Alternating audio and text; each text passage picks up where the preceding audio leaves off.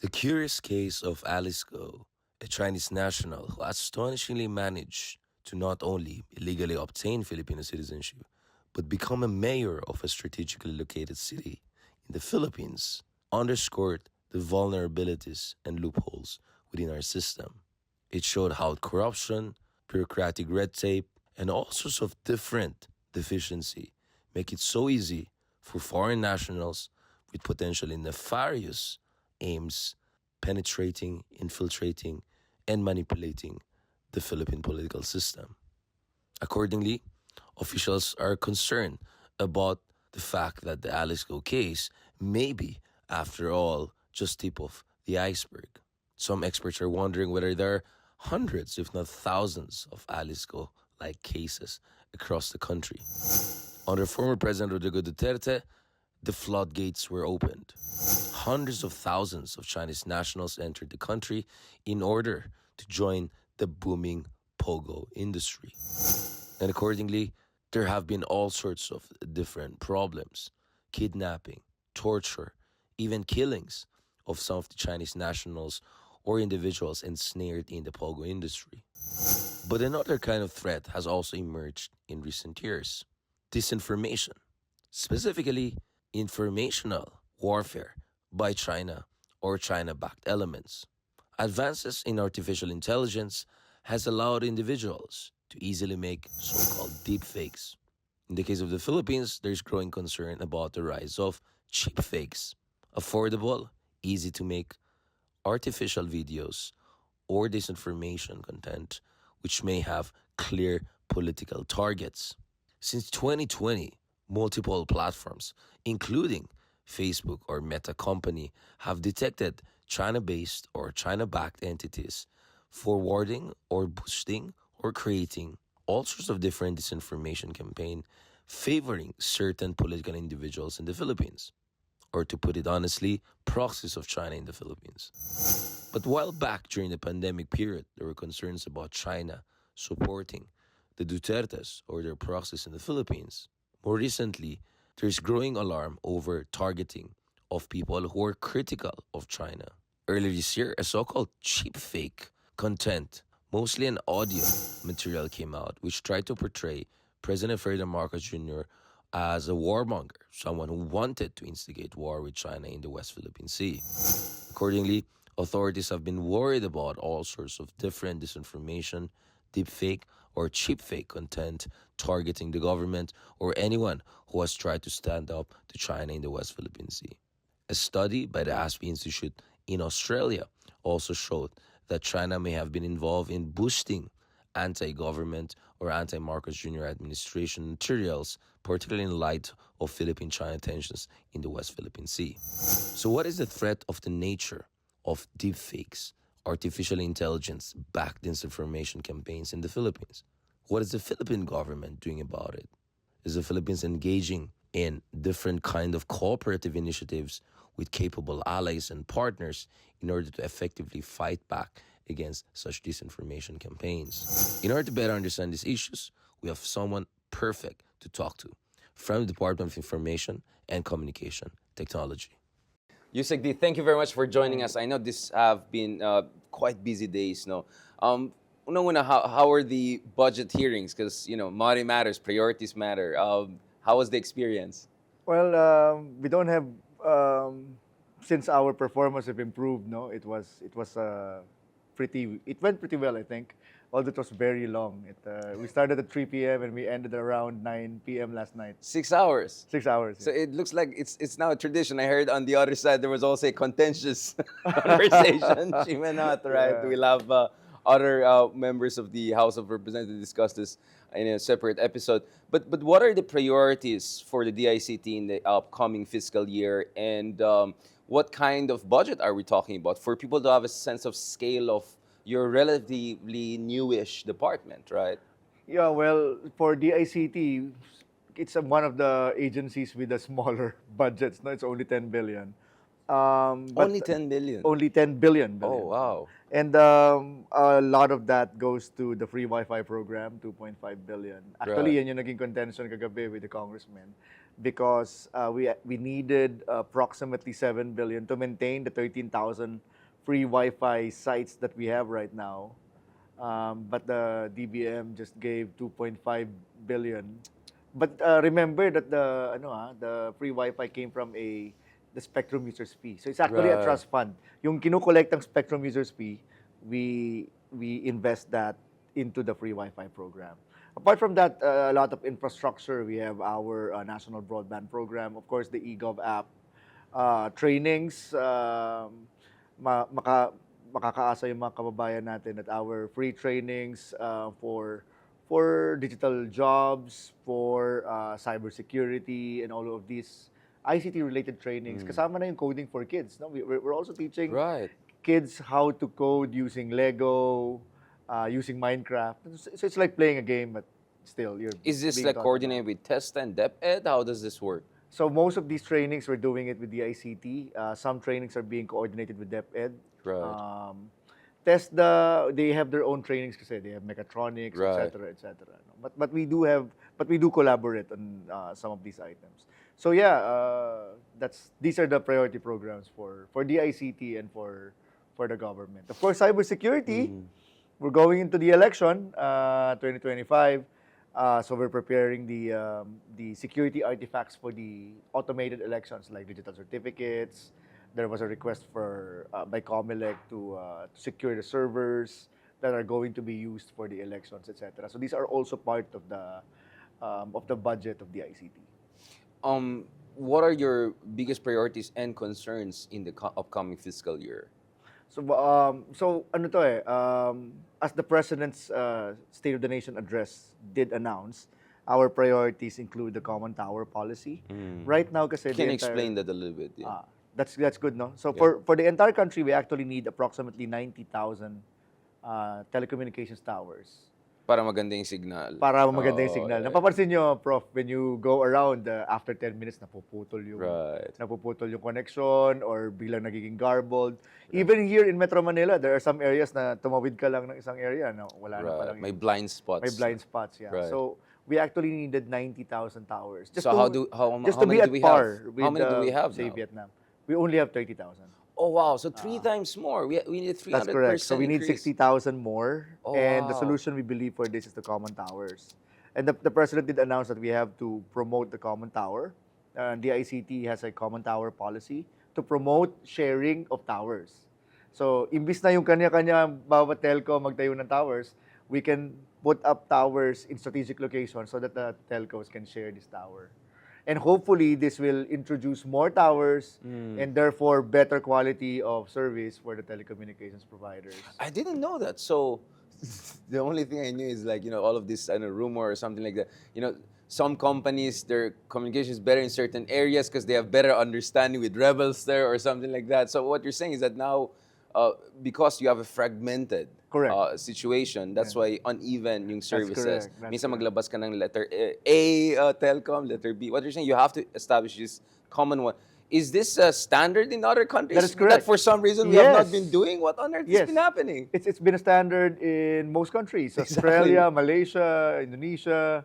Even Indonesia, which is also very archipelagic and fragmented Yes, like us. yes. So we do have, and this was started by the ICT a few years back. But apart from common towers, I think what we should also do is to promote sharing of infrastructure. Even in the fiber, yung broadband Right. that comes to your home, pansinin mo let's think about this. I'm sure yung mga kababayan natin, they'll be able to understand this. Magre-request ka, for example, ng PLDT. Siguro meron na sa loob ng subdivision mo or ng condo mo or ng bahay ninyo. Mag-request ka ng Globe, sabihin, maghukay kami galing sa kabilang kalsada para dalhin sa'yo. Mag-request ka ng Converge, ganun ulit. So parang maghuhukay sila, then after that, maghuhukay ulit pag iba naman yung telecommunications So you have a lot provider. of duplication, you have a lot of What we can do is share it kasi nasa isang conduit yan. Right. Pag may isang naghukay, tawagan lahat ng telco, sabihin, do you want to share conduits? And So that how we is can- the economics sustainable for these companies? It's a lot better. Number one, you don't have to dig again. Each of them, yeah. Diba? Number two, you can share, for a fraction of a cost, you can share an entire conduit, an entire telco box, including the necessary electronics for it. Which we will be releasing a policy on that Right. sharing of infrastructure. Kasi ang target talaga natin, no, is when part of the Sustainable Development Goals, Ambition 2040, is there is better internet, there is cheaper internet, that's also important, Yes. and there is a wider coverage for internet. Internet is now past becoming a right. Yeah, anything, everything is almost running on that, including the media, among other things. So, what are the big concerns you have in the coming fiscal year? So, these are the big projects you want to focus Yes. on. It makes perfect sense. What are the big concerns? Things that you're worrying? Black swans, gray rhinos, whatever you want to call it. So, number one, of course, is the sustainability of the free Wi-Fi program, the national broadband program. We intend to finish that by 2028. We did do a World Bank loan. There is a GA equivalent right now of 1.5 billion, but it's too short, Too in short, order to yeah. build the sovereign network. So budget. I understand that we're on a tight fiscal space, and our job naman is to defend the president's budget. But of course, these resources need to be managed. But of course, cybersecurity is also a major concern, right? There are evolving threats that goes with the evolving geopolitical Right. arena, and we have to be ready. And unfortunately, in this particular space, the resources again are limited. And we're not only talking about the budget, but we're also talking about the majority level of Filipinos in trying to fight cyber threats. Yeah. And there is this gray area kasi in technology na hindi siya eksaktong cybersecurity issue, hindi rin siya cybercrime, just because we didn't define it. And I'm talking about online harms. The threat of social media, for example, being used to manipulate our hearts and minds so that we can forward propaganda that is suitable for a particular candidate, for example. This has been done in many countries. You know that this year is actually a mega election year. A lot of the other The superpowers US are having elections elections. alone, right? US Yeah. election, UK, the Australian elections will be coming in also on March. So, Indian election, French elections. the French election. Yeah. So, and it has been proven that social media and AI are being used, no, to manipulate. Using these ads kasi, these ads can actually create an echo chamber. Once for example, let's give an example sa Facebook. You click one ad. This ad is against either against the present administration or pro, no? Let's just choose against. Now, let's say you click an ad about Kibuloy, let's say. Medyo ano yan, sikat ngayon yan, right? Ang nangyayari ngayon sa algorithm ni Facebook at saka ni Twitter, pag nakikita niya palagi mong kiniklik, yun palagi ang i-release niya Right. na ad sa'yo. So, it reinforces Right. that echo chamber. Yeah. So it's kind of a rabbit hole. Let's talk about this. So geopolitics. It's interesting that you raised this. Obviously, I remember a few years back during the pandemic, Meta, Facebook flagged a number of accounts based in southern China that were purportedly pushing for a Duterte, for instance, Yeah. ticket, meaning Sara as the president, Rodrigo Duterte as the vice president. And before that, there were also concerns that maybe even elements close to Russia may have been involved in disinformation campaign, not only in Europe or in America, but also here in the Philippines. Right. So these are the things we have been hearing for quite some time, but the threat seems to have evolved. So I think folks at the ASPI in Australia had some recent article about this, that there could have been some deep fake, or some would say cheap fake, attacks targeting the current administration, trying to portray the Marcos administration as warmongering, or at the very least, amplifying some of the disinformation that was being generated by elements hostile to the current administration and perhaps more friendly to a foreign power or certain interest. Can you tell us a little bit about the lay of the land in terms of that evolving disinformation, malign foreign influence threat from a DICT point? Yes. So you're right, Prof. Richard. There is that Australian Strategic Policy Institute, yes, something like that. The ASPI study that says that there is a malign influence campaign being done by, well, they did name China. Right. ASPI did name China. And the way they do it is that they try to amplify the messaging of what would seem to be their allies, and then downplaying the messaging of what would seem to be their political, those who are incongruent to their political Views, yeah. views and aspirations, specifically on the West Philippine Sea and in the world order in general. Um, and from our point of view, there are some trends that might say this is happening, no? That could corroborate the ASPE study. You're detecting patterns, we're certain getting patterns, yeah. For example, we did call out a few months ago, I think that was January, a particular campaign where in social media there seems to be these companies who are saying they're Western companies, they're American companies, European companies that are recruiting former military people or current AFP members as consultants. And they're offering per hour rates. Wow. But when you look at the URL, kasi nakikita naman natin yan, ano? When you look at the registration of the URL, you would notice that they can actually be traced to some Chinese companies. And they are not military companies. No? So that's one. We did also call out last January or February a attempt to attack our government mail exchange system, which we did attribute to a Chinese APT. We're not saying it's the Chinese government, but this is a APT that can be traced to Chinese nationals or to some mercenary groups that have been sympathetic to the Chinese cause. Also, there has been they're trying to get their messaging in the West Philippine Sea. I think in the world they're saying it's us and our allies that are causing more trouble in the West Philippine Sea, and they're trying to amplify that. They're trying to That amplify we're the that. agent provocateurs, Yeah, that we everything are is the stable. Yeah. Correct. And then they try to show us as if we're the aggressors. For example, there was an AI voice of the president. Yeah. That happened, I think that was April, May? April or yeah, May. exactly. Yeah. Where it seems that our president was ordering our troops in the West Philippine Sea to engage in more aggressive maneuvers. This is not true. We already denied this. Malacanang denied this. The Presidential Communications Office did explicitly state that that was not true. But, you know, it still got some audience. Yeah. So what's happening is... But where is this coming from? Is this in the dark web? Is this in some of the blogger sphere? Like, because if it were on the normal platforms, this should have been flagged, right, as AI generated or something like that. So it did happen in the blogger sphere. It first appeared in YouTube, and then it got amplified using Facebook, Instagram, and Twitter, which is now X. What's good about that is because we did flag it, YouTube was very quick in removing that content. Facebook labeled it as AI generated and misleading. Unfortunately, we don't have any contact with X and Twitter. Yeah. They have their own universe out there. Space. He's in the space. Yeah. They don't have a Philippine office, but we did try to communicate with them.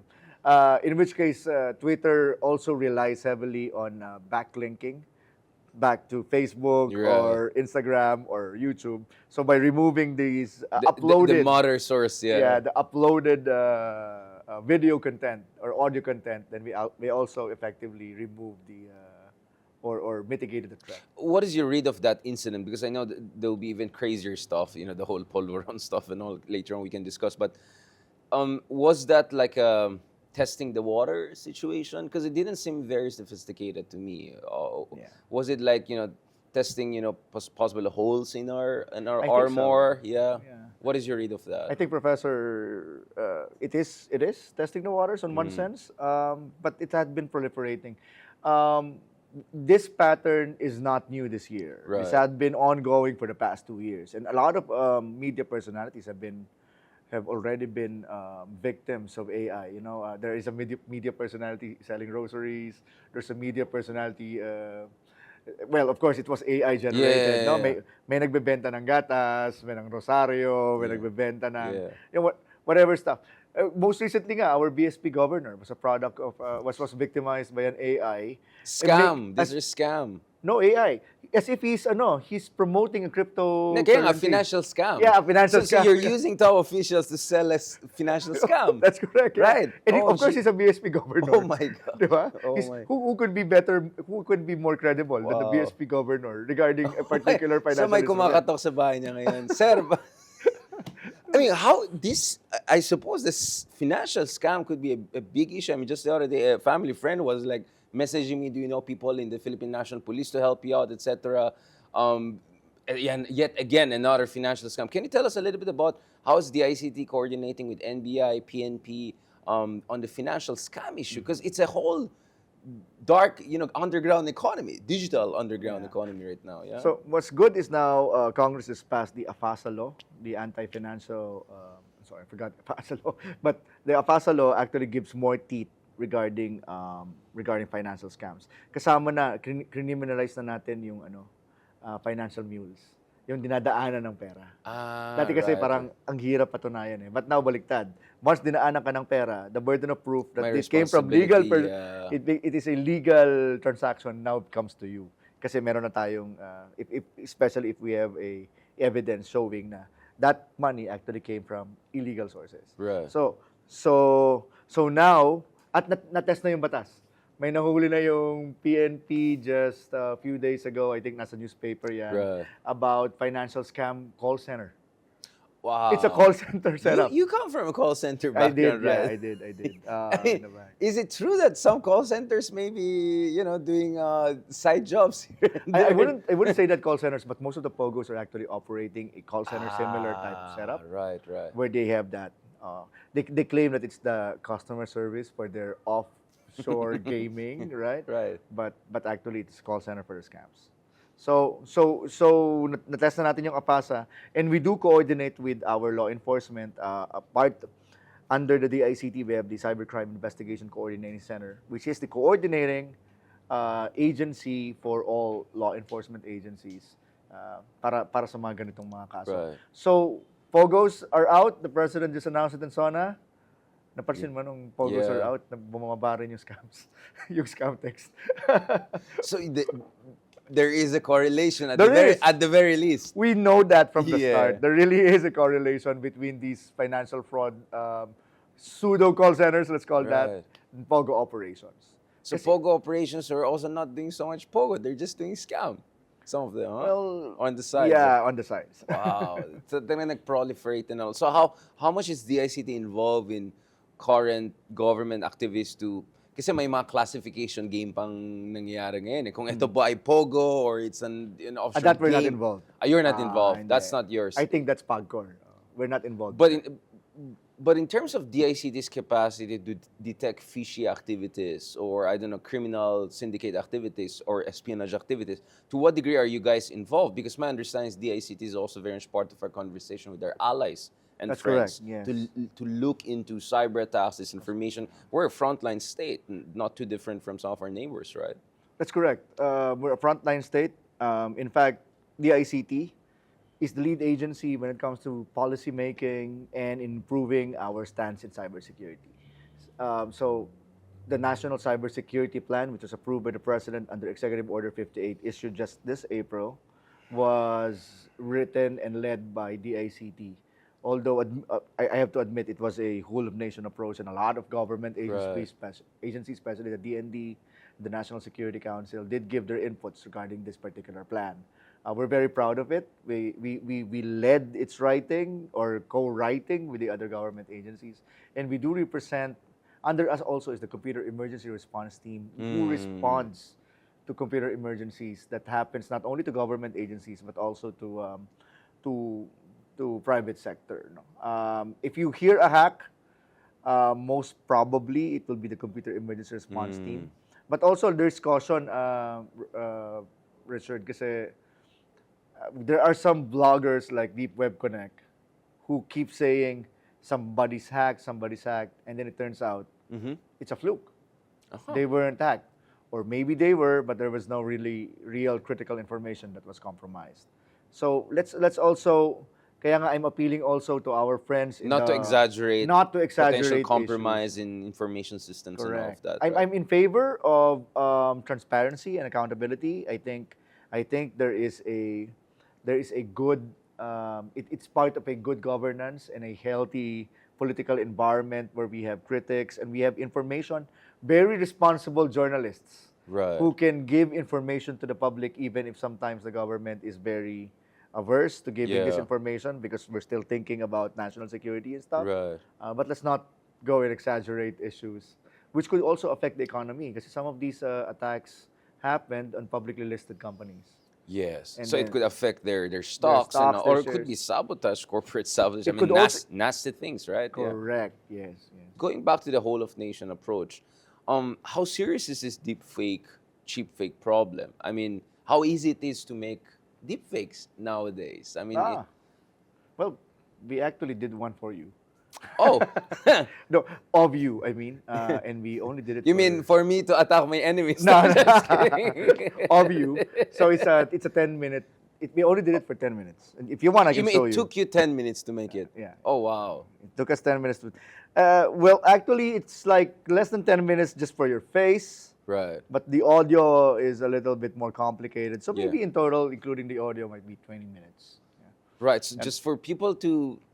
I can share it to you if you like. Do you want to share it? Yeah, please, please. So, As legitimate entities, so you will notice, corporations have ventured into so first we tried to put your face On BBM's on face. BBM Sona. That's Right. BBM and that's your face. Right. Sorry, we got the old face. Yeah, I did not shave one. You're yeah. more famous with mustache.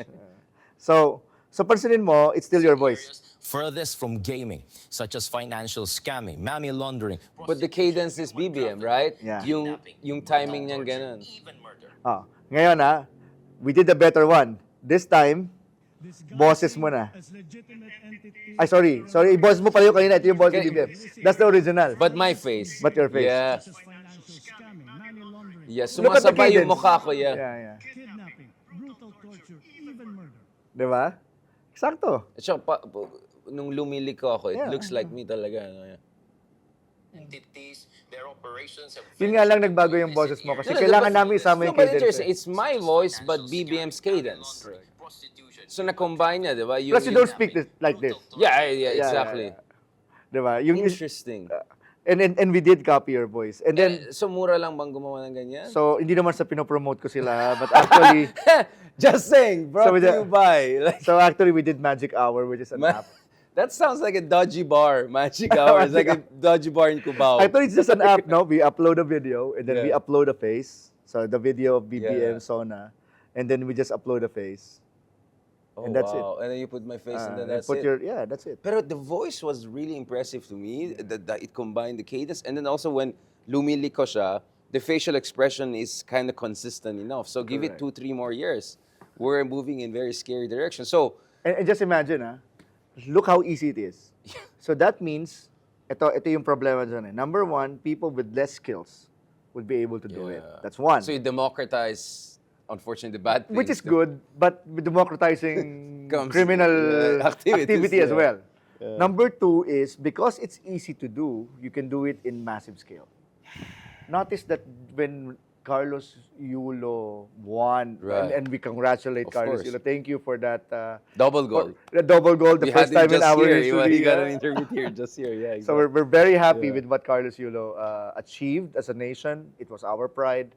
But notice after that, there's a lot of proliferation of congratulatory message na mukhang epal. Yung ang Na laki-laki politician. ng mukha ng Oh, politician yeah. and then ang liit-liit ni Carlos Yulo. You will notice there was a template. Right. Pinapalitan lang ng politician. Because it was a campaign against the politician. Yeah. It was not actually the politician who was doing it. And only those who are conscious about this, like us, for example, we're apolitical, we don't really care who the politician is. We did receive reports that politicians are saying, can you take this down? Can you request Hindi naman Facebook kami yan, to yeah. take it down? Kasi hindi naman kami yan. Yeah. Ang dami talaga. So, Epal tagged. They Epal were tag. Epal tagged. Yes, may video pa. Na ang laki-laki ng video nila, they're Yeah. congratulating Carlos Yulo. Yeah. So they're using, Epal sa mga tagged. kababayan naman natin, wag naman natin gamitin yung ganon So for... the upcoming elections could be crazy. I mean, Oh, this could be the first AI elections, perhaps. I mean, if 2022 was the first TikTok elections, and then let's say 2016 or 2010 was the first social media elections, Facebook and YouTube, this could be the first AI, right? I mean, Oh, yeah. in a scary way, I suppose. Yeah. And that's why we're talking with Facebook about this. Facebook Right. just launched their AI tagging mechanism to inform the public if a particular post is misleading because it's not the original content. And that's why ang problema lang, hindi pa siya, you need to fine-tune it. Hindi pa maganda yung AI ni Facebook to fight this AI. But that's what we're trying to do. We're talking to Facebook. YouTube naman has a very strong AI, but that not only labels but also removes if necessary. Yeah, and if you have 3 violations, they'll remove your channel. So Correct. YouTube is very strict right now. Yeah. But the secret here also is COMELEC. I think COMELEC Yes. laws are very archaic. To give Right. you an example, Yes, they yes. don't compute the cost of ads that was spent by a politician on social media. And remember, there's a cap on the ads. Di ba? 10 pesos per voter or something. Una-una, mura na rin yan. Yeah, 10 pesos per voter. exactly. Yeah. Pero hindi na nakakount yung sa social media.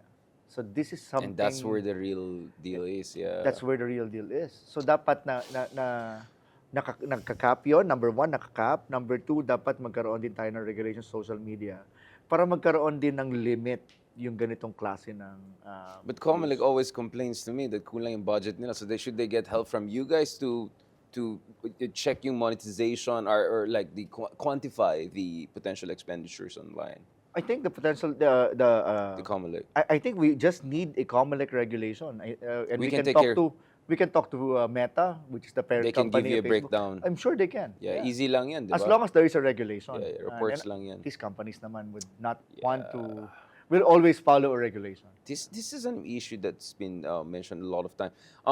We're towards the latter part of our discussion. Now, speaking of major media platforms, what about TikTok? I mean, I understand that some of our allies are raising huge concerns. Our American allies, for instance, are insisting on not banning TikTok. I think that's a misnomer, but more like making sure that data is stored in the United States and not back in Beijing. Because I think anyone who understands how things operate in China is that there's no strict division between private sector and the state. If the ruling party wants to come in and do something, they'll do something. We know that they're de facto commissars in the boardrooms. And my sources are even China-based newspapers, not even Western-based. So I think we have to dispense with this illusion that there's a private sector or pure private company in China, especially when you're talking about national champions. And that brings us to the TikTok issue. Are we monitoring it? Because a lot of us, whether journalists, we have noticed when we upload things related to West Philippines Sea and all, weird things happen. It suddenly logs out. It suddenly doesn't upload. It suddenly doesn't get any views, which is impossible on TikTok because it's easy to get views on TikTok. I think Vice Ganda, one of the biggest celebrities in the Philippines early this year, had something about the whole Bagong Pilipinas thing and something. So we're getting a lot of reports. In fact, more recently, I've been posting things about Duterte's, and they don't seem to be doing as well as I would have expected or something like that. Again, these are just hypotheses. I think none of us have a smoking gun.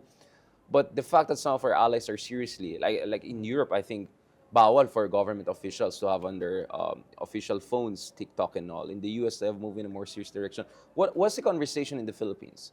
So there is number one, Congressman Abante did file a bill in Congress seeking to ban TikTok and all other Chinese products which could prove vital to our national security, or not vital, but could prove detrimental to national security. The problem with this is that, at least the way we see it, we're not yet ready. At least the volume of evidence does not at least show the threshold. Yeah. Very specific to TikTok. I don't think we still have that evidence that TikTok is moving against Philippine interests and that TikTok's being used by the Chinese Communist Party. When we talked to ByteDance, the parent company of TikTok, they reiterated they're not a Chinese company, they're a Singaporean company.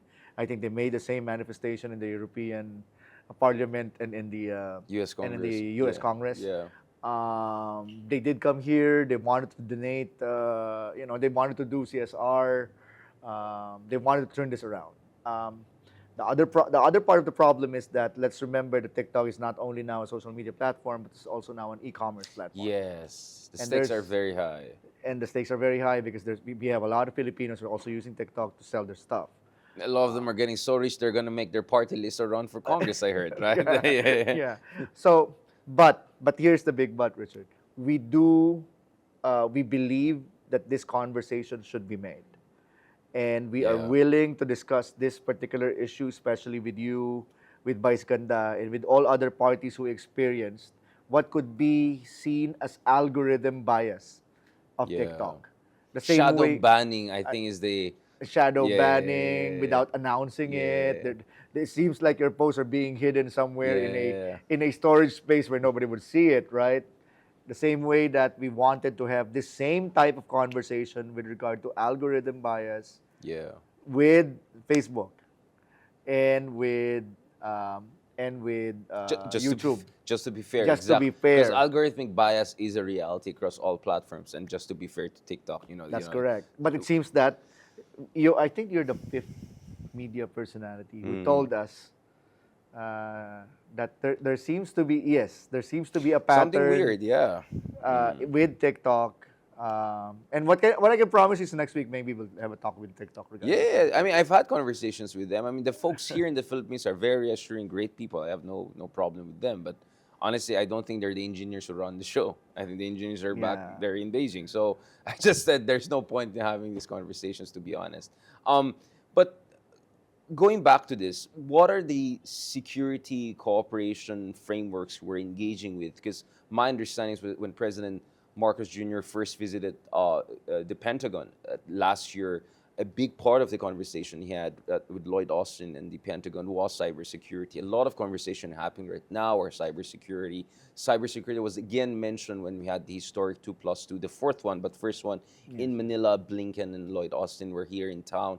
So it keeps on popping up. And when it comes to cybersecurity, everyone thinks about AFP. But you guys are also front and center, Yes. right? Can you tell me a little bit about how much the ICT is involved in this alliance cybersecurity front? So actually, let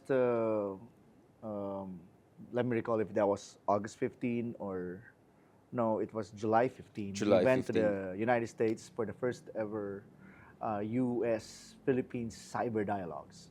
Right. There, we discussed with U.S. State Department's Ambassador at Large for Cybersecurity, Nathan Finch, regarding cybersecurity, especially the focus on cybersecurity in the Asia Right. Pacific.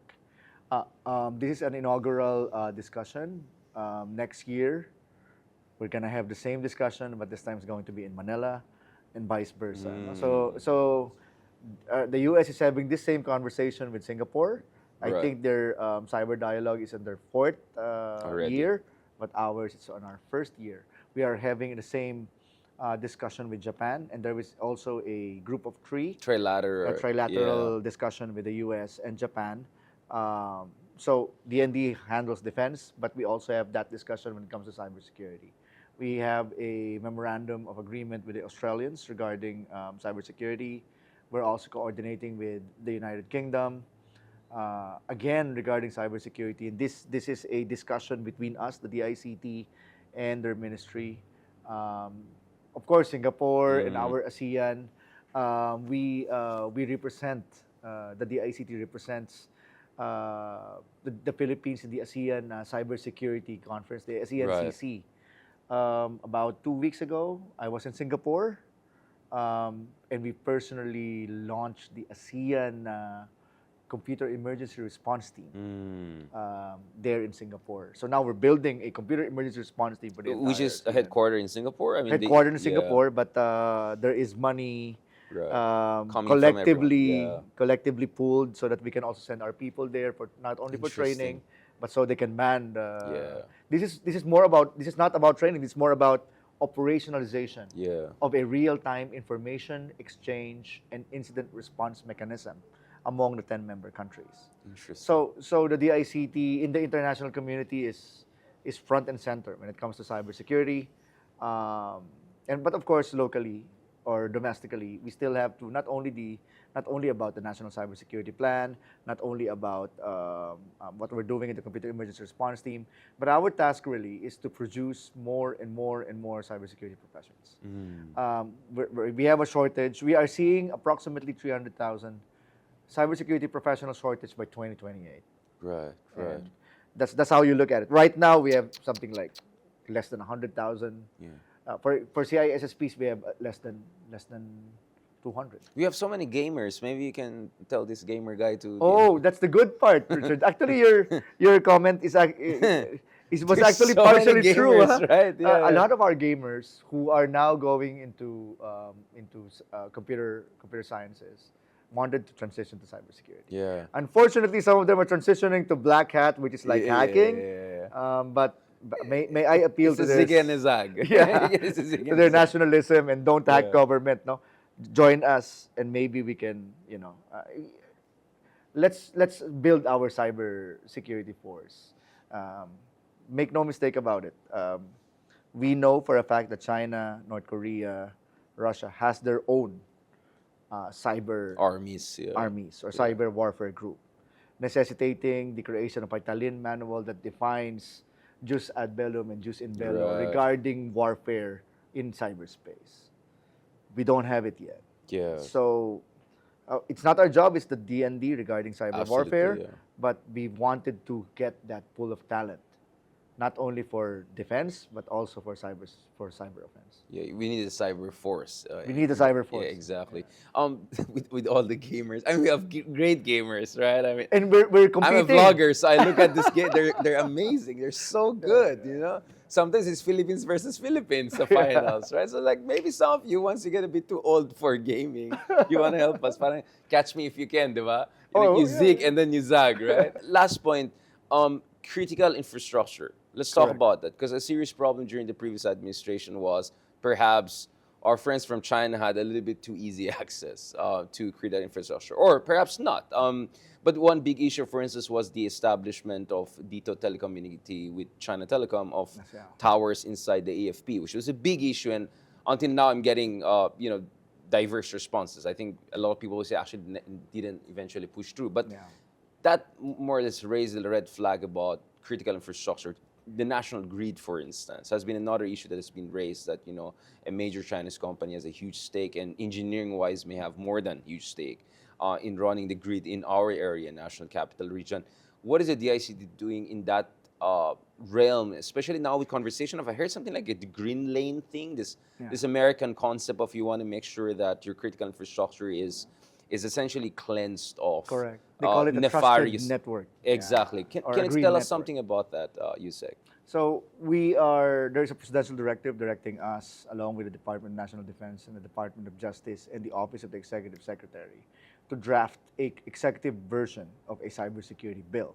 In this cybersecurity bill, which we hope becomes law within this next 2 years, there is a Critical Information Infrastructure Protection Act. To our listeners, to our viewers who doesn't know a critical information infrastructure, that's that's Meralco. Oh, That's your power, that's your dam, that's your water, all of them. The commanding heights of the economy. Yeah. All of them interconnected to the internet, and we have to secure them. You're right. Right. Unfortunately, right now we don't have regulatory powers with regard to that. We don't have the power to force them to give us information if they have been attacked. And so we're trying wow, to. I had no idea. So we're trying to. We're trying to remedy that through the cybersecurity law. That said, there are some regulators like the Bangko Sentral ng Pilipinas who are more advanced. They just launched their own financial resilience plan.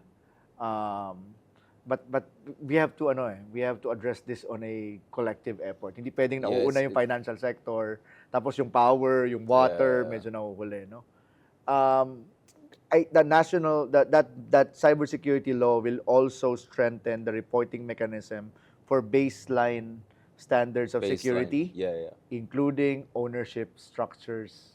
You have to be very, very transparent with regard to your ownership structure if you're operating a critical infrastructure. Without that, kasi there is a limited power that we can do.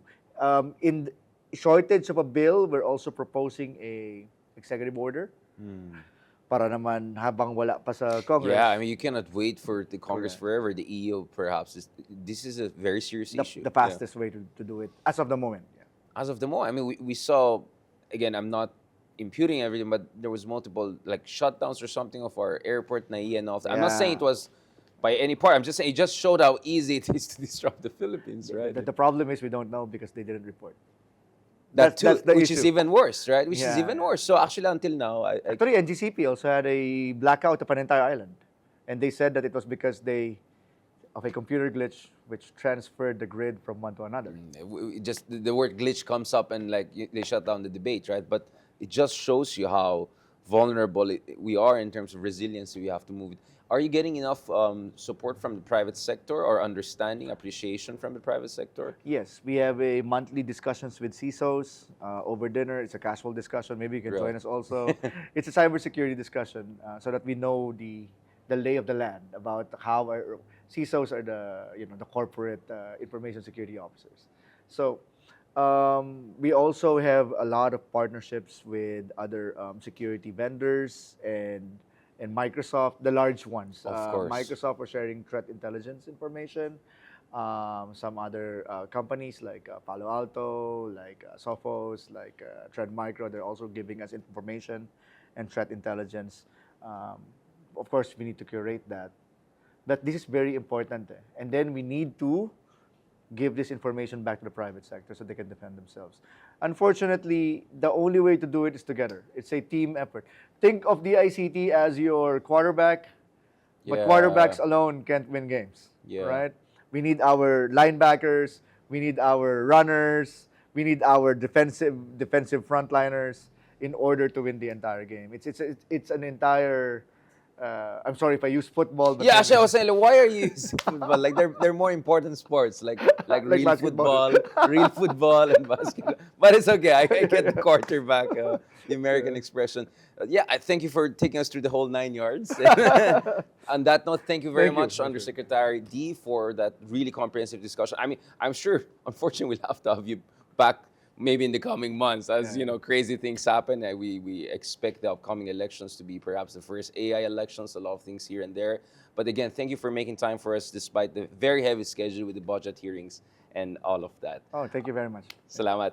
Catch us again next week here on One News. You can also check out the long conversation on Spotify, YouTube, and Google Podcasts. I'm Richard Haydarian, and that was The View from Manila. We're One News, all sides, all the time.